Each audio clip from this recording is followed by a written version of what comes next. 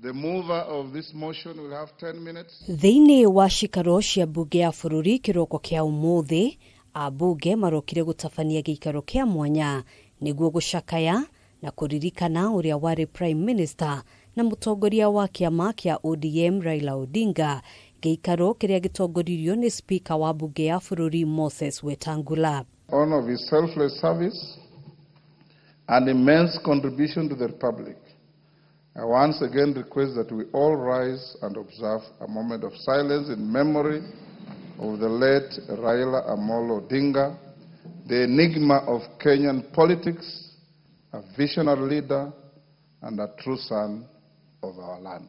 Omwe thutha wa ũrĩa ũngĩ, atongoria aya marurumũra matukũ ma ũtongoria wa Odinga na maũndũ ma mwanya marĩa maratũmĩte endeke mũno.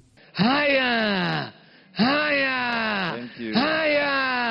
Tendawili!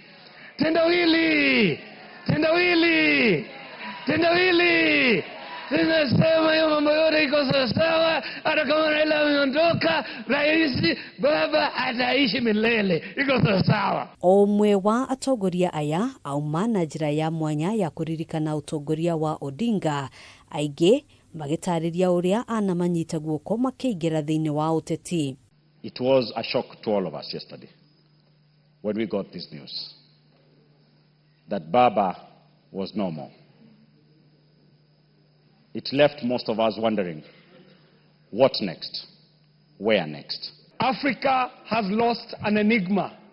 Kenya has lost a leader. To me personally, Mr. Speaker, I have lost a political father. Odinga nĩ agwetetwo ta gĩtugĩ harĩ ũkũria wa wĩyathi wa bũrũri na kũhũranĩra ũtongoria mwega gũkũ bũrũri-inĩ. Together we celebrate Baba, champion of devolution, champion of democracy. Baba, you have fought a good fight, you have finished the race.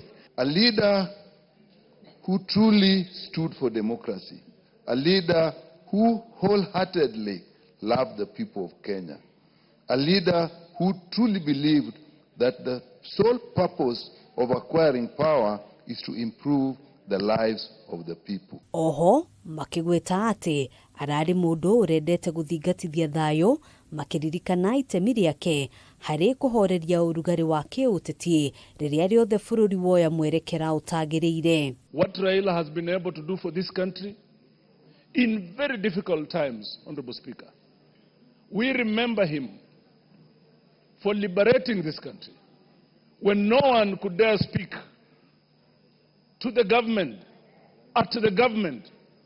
Raila Odinga did, and that is why we enjoy this peace that we have today democratically. Even under the extreme circumstances, especially after the Gen Z revolution, Mr. Speaker, Gen Z came, Raila Odinga could have taken advantage of that situation and continue being on the other side of the divide.